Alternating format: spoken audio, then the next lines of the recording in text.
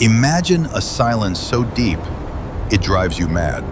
In 1845, the British Empire sent two of its mightiest ships, the Terror and the Erebus, to conquer the Arctic.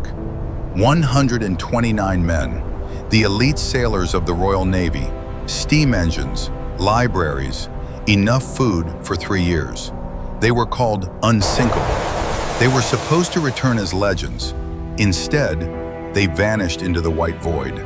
0 survivors, no distress signals, just nothing.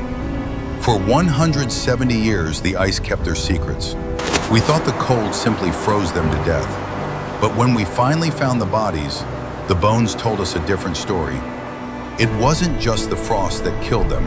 It was something inside the ships, something in their food, and eventually, something dark inside each other. How did the most advanced expedition in history turn into a nightmare of madness and cannibalism?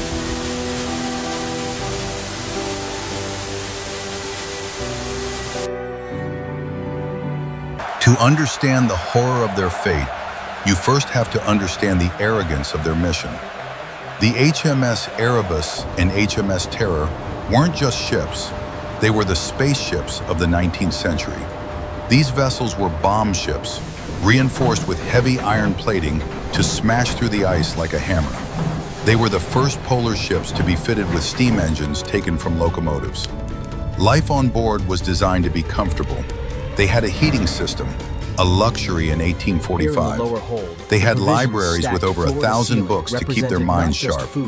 And the food supply was massive. 8,000 tins of preserved meat, soup, and vegetables.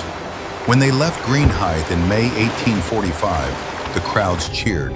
Sir John Franklin, an experienced Arctic hero, was in command. They were sailing to map the final link of the Northwest Passage, a trade route that would change the world. In July, whalers in Baffin Bay saw them tethered to an iceberg, waiting for the path to clear. The whalers waved goodbye. They didn't know they were the last Europeans to ever see John Franklin and his men alive. The ships sailed into Victoria Strait, and the trap snapped shut. September 1846.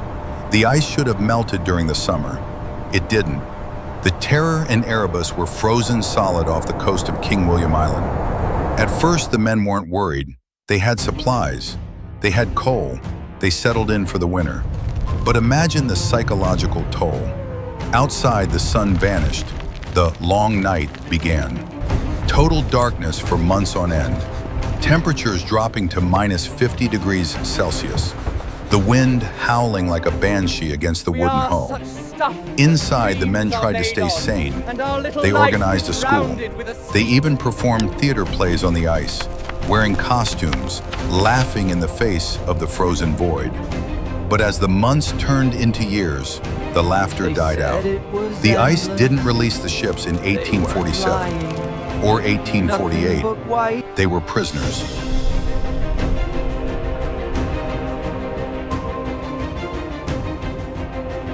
While the ice trapped them from the outside, an invisible killer was attacking them from the inside. Remember those 8,000 tins of food, their lifeline? The contract for the food was rushed. The supplier, Goldner, had only a few weeks to prepare thousands of cans. To save time, the factory workers sealed the cans with lead solder. Cheap, sloppy lead. Forensic analysis of the sailors' hair samples years later revealed shocking levels of lead, 10 times higher than normal. Day by day, meal by meal, neurotoxins were leaking into their soup. Lead poisoning doesn't just kill the body, it destroys the mind. Discipline broke down. Officers became paranoid. Sailors started hallucinating in the shadows. Men who were once disciplined soldiers became erratic and aggressive. They were slowly feeding their own madness, unaware that their dinner was poisoning them. April 1848. Sir John Franklin was already dead. The ice had crushed the ship's hulls. The supplies were running low. The 105 survivors made a desperate choice. They abandoned the ships. Their plan? To walk hundreds of miles south to the nearest trading post. but the lead poisoning had clouded their judgment. When search parties later found their trail, they discovered something baffling. The men were dragging heavy wooden lifeboats across the jagged ice. These sledges weighed huge amounts, and what was inside them? Not just food or fuel. They were dragging silver cutlery, heavy plates, curtain rods, desk ornaments, books. Starving, dying men were wasting their last ounce of energy, dragging useless, heavy objects across the Arctic. It was the behavior of men who had lost their minds. They walked until they dropped. One by one, they fell into the snow, never to rise again. While the British Empire was searching for their lost heroes, the locals already knew the truth. The Inuit people had lived in this harsh environment for centuries. They began to tell stories to the search parties. They spoke of a group of white men looking like walking skeletons. The Inuit said these men had hard, black mouths, a sign of scurvy and dehydration. But the stories got worse. An Inuit hunter recalled seeing a giant ship crushed by the ice. Inside, he saw bodies. And in the camps where the survivors had stopped, the Inuit found boots filled with cooked human flesh, bones that had been cut with saws, skulls that had been cracked open. The British Admiralty in London was furious. They called the Inuit liars.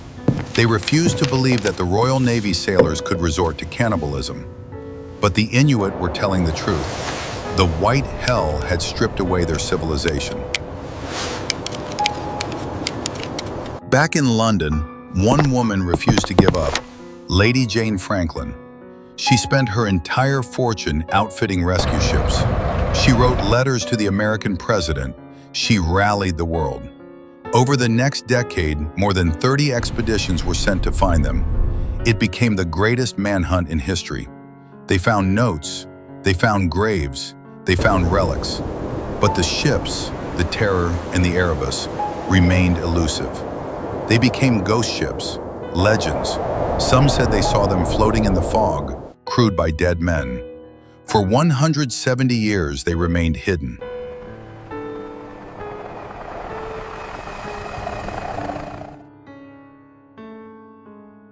Until 2014 and 2016, using modern sonar technology, an expedition finally pierced the darkness of the ocean floor.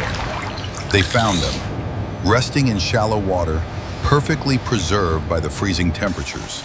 The underwater cameras went inside, and what they saw was haunting. The ships weren't destroyed, they were suspended in time. Plates were still sitting on the shelves. Guns were hanging on the walls. A desk in the captain's cabin was still organized, as if he had just stepped out for a moment. The cold that killed the men had preserved their memory perfectly.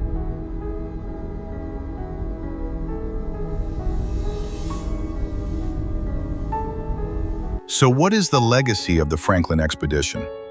It serves as a brutal reminder. 129 men sailed to the ends of the earth, believing technology made them masters of nature. They thought their steam engines and iron hulls could conquer the ice. But the Arctic showed them that nature always wins.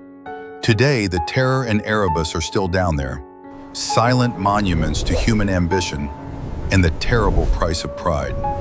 If you listen closely to the Arctic wind, you might still hear their silence. If you enjoyed this deep dive into history's darkest mystery, make sure to subscribe. There are many more secrets buried in the ice, waiting to be told.